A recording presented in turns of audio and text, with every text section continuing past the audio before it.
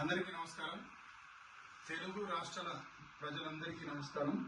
మీరు ఇప్పటి వరకు రాజు వెడ్స్ రాంబాయి చిత్రం నుంచి రాంబాయి నీ మీద నాకు మనసాయనే అని రాజు పాడుకునే పాట విన్నారు. రాజులాగానే రాజు కోసం నువ్వు నేను ప్రేమలో ఓడిపోమని రాంబాయి కూడా పాడుకునే పాట ఉంటుంది. ఆ పాట ఇప్పుడు నేను మీకోసం వినిపిస్తా.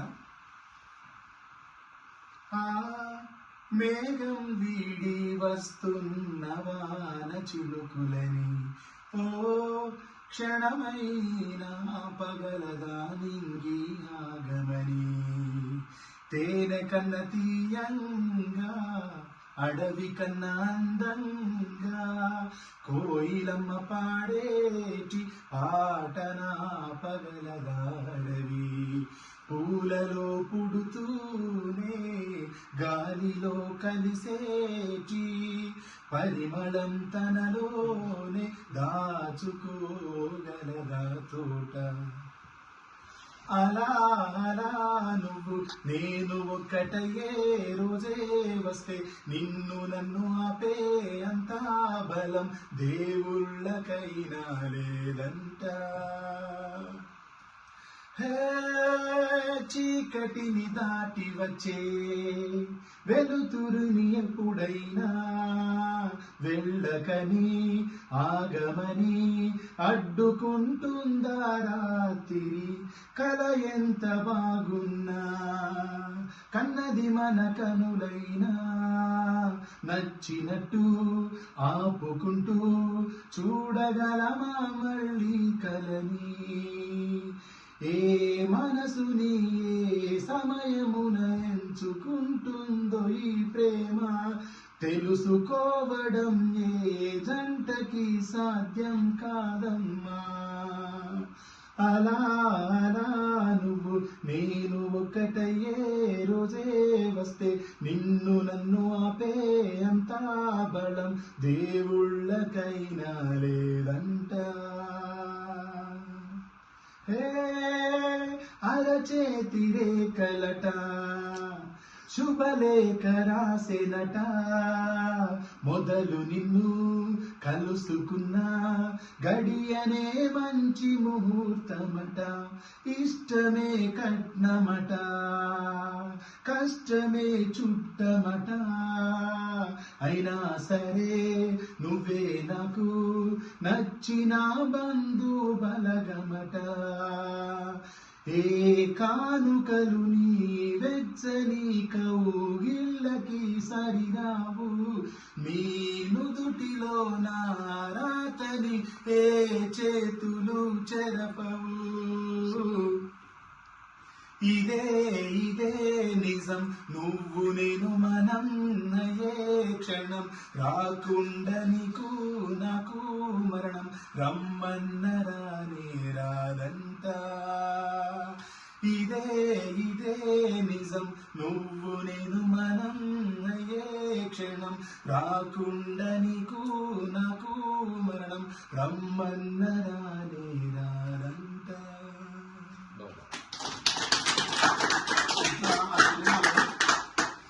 రాజు కోసం రాంబాయి పాడుకునే పాట ఇది. ఈ సినిమా రాజు వెడ్స్ రాంబాయి సినిమా ఈ నెల 21వ తేదీన థియేటర్లోకి రాబోతుంది. అందరూ తప్పకుండా వెళ్ళి ఈ పాటలు చూడండి, సినిమాను చూడండి, ఈ సినిమాను ఆదరించండి. అసలు ఈ సినిమాని ఎందుకు చూడాలి? ఈ సినిమా ఎందుకు చూడాలంటే నీలాంటి నాలాంటి మనలాంటి జీవిత కథ నుంచి వచ్చిన సినిమా కాబట్టి ఇది చూసి తీరాలి. ఈ సినిమాలో మెయిన్ కాజ్ ఏముంటుంది అన్న? ప్రేమ. ప్రేమ ఈ ప్రేమ అమ్మాయి అబ్బాయి అనుకుంటే తప్పు. ఒక కుటుంబంలో ఎన్ని రకాల ప్రేమలు ఉంటాయో ఆ ప్రేమలు ఒక్కొక్కసారి నిలబెట్టుకోవడం కోసం ఒక్కొక్కసారి వదులుకోవడం కోసం ఎలాంటి యుద్ధం చేస్తాయి ఆ ప్రేమలు అనేది ఈ సినిమాలో చూస్తాం. ఈ సినిమా చూస్తున్నంతసేపు మన జీవితాలు మనకు గుర్తిస్తాయి. అంటే ఈ ప్రేమ వల్ల జీవితాలు ఆగం అవుతున్నాయి కదా. అది ఆగం కాదు. అది ఆగం ఎందుకు అవుతుంది, ఎట్లాంటి వాళ్ళు ఆగం అవుతారు, ఎలాంటి వాళ్ళు ఆగం ఎవ్వరు ప్రేమిస్తే అనేది ఈ సినిమాలో డిస్కస్ చేసిన డైరెక్టర్. కాలేజ్ యూత్ వాళ్ళు చూసే సినిమా ఫ్యామిలీతో వెళ్ళి చూడొచ్చు ఈ సినిమా. తెలుగు రాష్ట్రాల్లో పుట్టిన ప్రతి మనిషి చూడదగ్గ సినిమా, అందరూ చూడాల్సిన సినిమా. ఇది మరో విరాట పర్వం లాంటి మూవీ అనుకోవచ్చా? ఇది విరాట పర్వం లాంటి అట్లా దాన్ని కూర్చొని ఇక్కడ డైరెక్టర్ గారే ఉన్నారు, ఇక్కడ ప్రొడ్యూసర్ గారు డైరెక్టర్ గారు అడిగిన ఇప్పుడు విరాటపురం లాంటి మూవీ ఏం కాదు. విరాటపురం ఒక సోషల్ కంటెక్స్ట్లో ఒక హ్యూమన్ కండిషన్ని డిపెక్ట్ చేసిన సినిమా. ఇది ప్రేమ యొక్క తీవ్రతను డిపెక్ట్ చేసిన సినిమా. ప్రేమకి ప్రేమే శత్రువు అని చర్చించబడిన సినిమా. ఈ సినిమాలో రాజు రాంబాయిల యొక్క ప్రేమని మీరు అనుభవిస్తారు. మిమ్మల్ని వాళ్ళ ప్రేమ ఆలోచింపజేస్తారు. కూడికలు అంటే ఏ కూడికలు తీసివేతలు లేని ప్రేమ వాళ్ళు. ఇప్పుడు మనం కులం అని, మతం అని, రంగు అని, రూపం అని, ఇలా అనేక అడ్డుగోడల్ని మనిషి కట్టుకున్నాడు.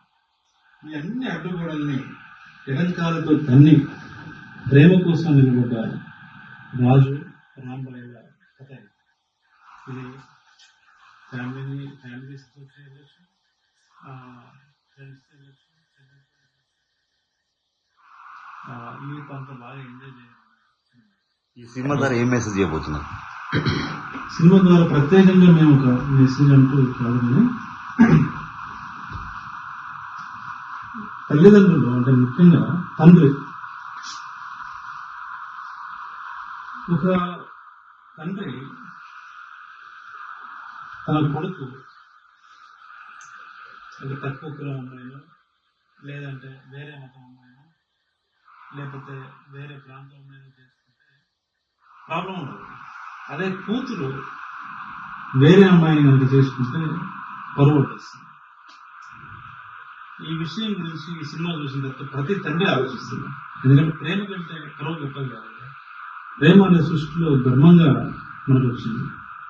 ప్రేమ సృష్టికి మరో రూపం. కానీ పరువు మనం కట్టుకున్న అడ్డు కూడా పరువు.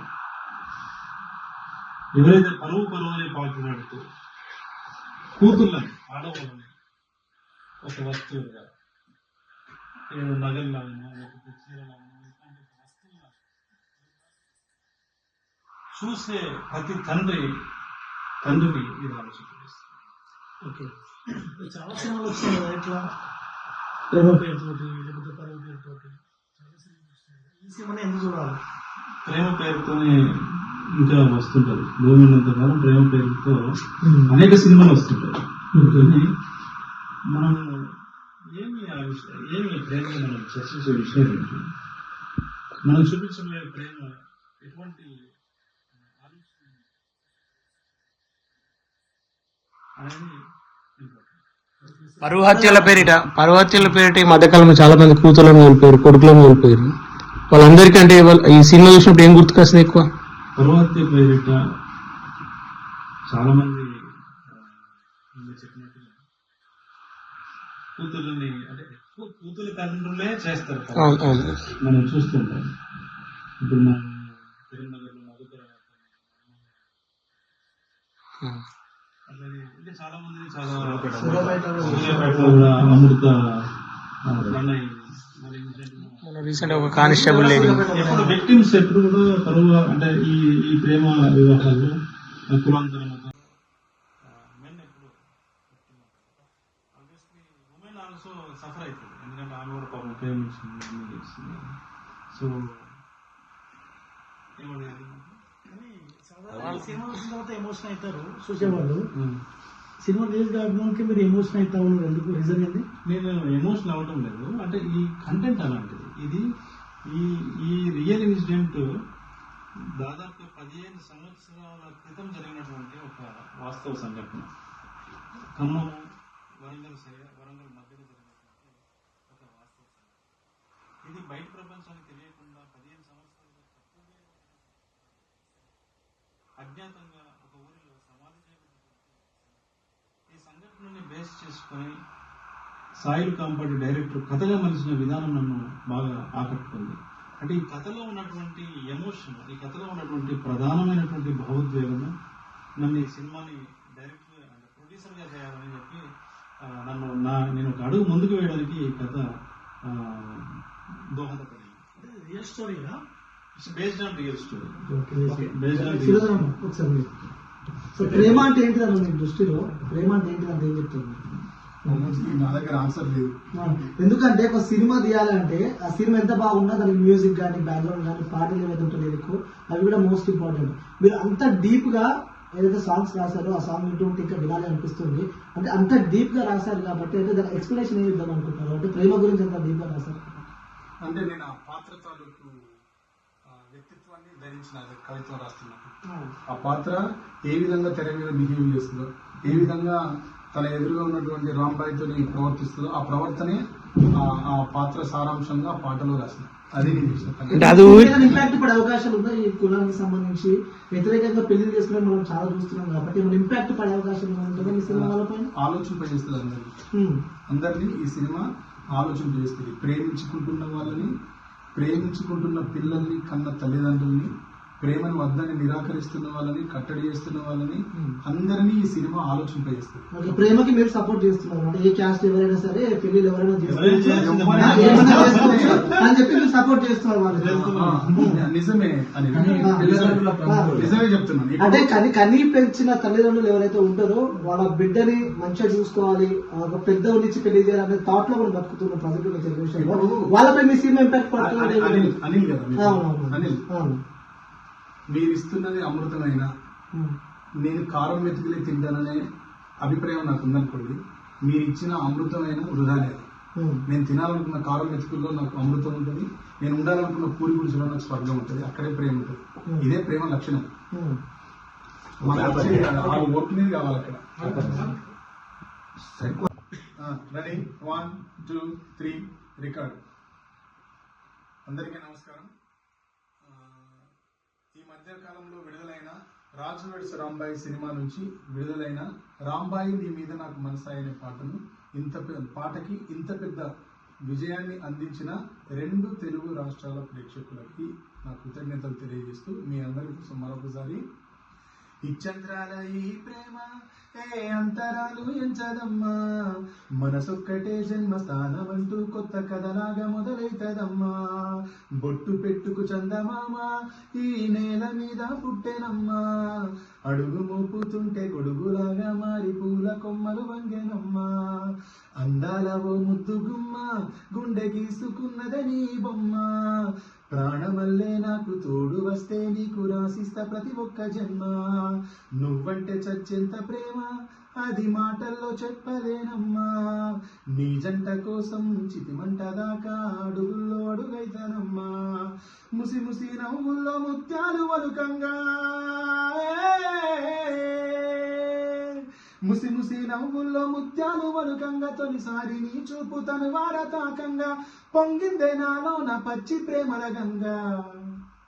రాంబాయి నీ మీద నాకు మనసాయనే, ఏనాడు నిన్ను వీడిపోని నీడైతనే. రాంబాయి నీ మీద నాకు మనసాయనే, ఏనాడు నిన్ను వీడిపోని నీడైతనే. రాజ్యమేది లేదు గాని రాణిలాగా చూసుకుంటా, కోట కట్టలేను గాని కళ్ళలో నిన్నే దాచుకుంటా.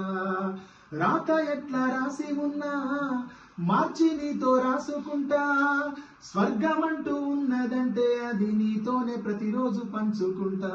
నిన్ను గన్న మీ నాన్న కన్నా అల్లారు ముద్దుగా సాదుకుంటా, నీకు కోపం వస్తే కొంత దూరం ఉంటా, నువ్వు గీత గీస్తే నేను దాటనంట, కంట నీరు కంటి రెప్ప దాటకుండా కాటుకై కావలుంటా.